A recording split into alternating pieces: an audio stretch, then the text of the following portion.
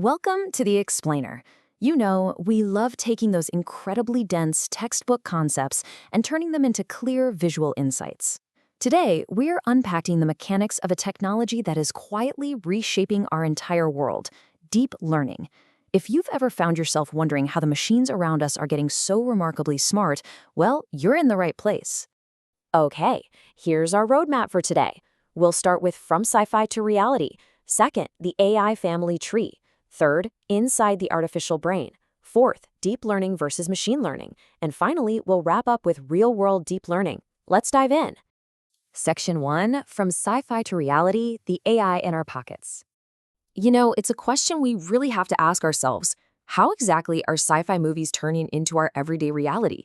I mean, we're talking to our houses now. Our phones are basically anticipating what we need before we even ask, and computers are effortlessly recognizing faces in a crowded room. How did we actually cross that bridge from absolute fiction to daily life? While those wildly imaginative concepts are reality now, and it's all thanks to artificial intelligence and machine learning. They're the invisible engines running the whole show. Think about Siri's voice recognition, Google Assistant, Alexa smart speakers, or your whole Google Home automation setup. But to really get how these everyday tools got so incredibly advanced, we need to back up and look at the family tree. Section 2, the AI family tree, nesting the technologies. Think of this hierarchy just like a set of Russian nesting dolls. Right on the outside, you have the massive, broad category of artificial intelligence. Pop that open, and nested inside is machine learning. Open that one up, and you've got representation learning. And finally, right there in the very center, the smallest, most potent doll is deep learning. That's the newest, heavy-hitting member of the AI family. So the really crucial takeaway here is that deep learning isn't just a fancy buzzword for AI. It's a highly specific, advanced subset. Its real superpower? The unique ability to perform automatic feature extraction and representation. It pulls this off using artificial neural networks, gobbling up absolutely massive data sets and crunching n-dimensional arrays. Data scientists call those arrays tensors, but the main point is the system is doing the heavy lifting all by itself. Section 3. Inside the artificial brain, the biological abstraction. Now, the absolute foundational building block of all this architecture is the artificial neuron. Artificial neural networks are literally just mathematical abstractions of the human brain. Just like your real brain has biological synapses firing off, this artificial version uses individual processing elements. It takes in multiple inputs and assigns specific weights to them, basically mimicking how our own synapses decide which signals are actually important. Let's translate that dense math into plain English. It's really just a logical four-step process. Step 1, it reads the inputs. Step 2, it applies those connection weights to figure out the importance of the inputs. Step 3, it calculates the total, simply summing everything up alongside a baseline bias. And finally, step 4, it passes that grand total through a transfer function or an activation function to spit out a final output. Boom, that's the core of it.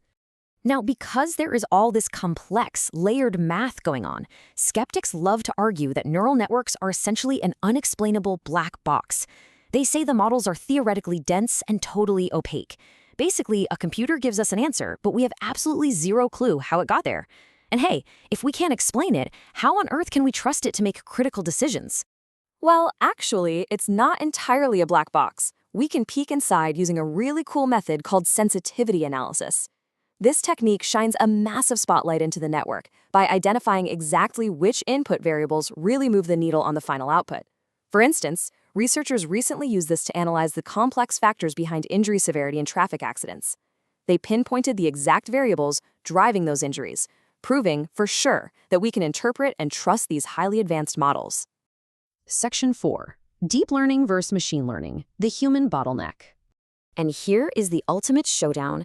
Classic machine learning models, they desperately need human beings to manually create and extract features before mapping them to an output. But deep learning completely flips the script. It automates the whole shebang. It takes simple features, auto-builds them into highly complex ones, and maps them directly to the output. No human hand-holding required. The real magic of deep learning architecture is how it completely removes us humans as the bottleneck. When you feed it data, the network auto-creates simple features, layers them up into advanced features, figures out the mapping, and delivers the answer. It is literally learning on its own, building up layers of complexity in a way a human coder could never ever scale manually. Section 5. Real World's Deep Learning, Data-Driven Payoffs. Let's step out of the theoretical math and see this in action. Take a sports tech company called SciSports. They are completely revolutionizing sports scouting. They place 14 cameras around a soccer pitch and use AI to run real-time analysis of player movements. They aren't just relying on scouts with clipboards anymore. They're literally using an artificial brain to discover the next massive global football star by crunching millions of live data points. And the scale of this? It's mind-blowing. 200,000.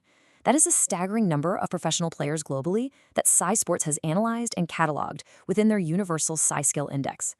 Deep learning processes all of that complex performance data automatically. I mean, think about it. A human scouting department could never compile the database like that on their own. Okay, let's pivot from the soccer pitch over to enterprise finance. Deep learning is completely transforming how we protect our money. Take Danske Bank, for example. They had a massive business problem, fighting sophisticated financial fraud. Their old-school predictive analytics just couldn't keep up with modern criminals anymore. So what did they do? They turned to deep learning. And the mathematical proof of that success is right here in this chart. The ROC curve measures accuracy by tracking the true positive rate against the false negative rate.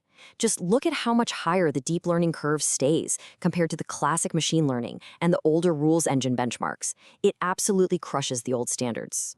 Ultimately, what that means for the bank and, us as customers is this. Deep learning catches way more fraud with significantly fewer false alarms.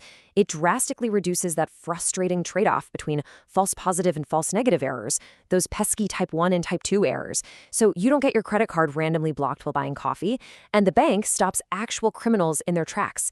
It's a massive win-win powered purely by artificial neural networks. So we've seen it stop incredibly complex bank fraud, discover elite athletes, and even track endangered animals out in the wild with initiatives like WildTrack.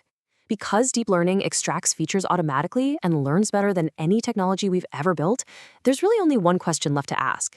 What human bottleneck in your own industry could deep learning solve tomorrow? Thanks so much for joining me on this explainer, and hey, keep looking for the data-driven answers in your world.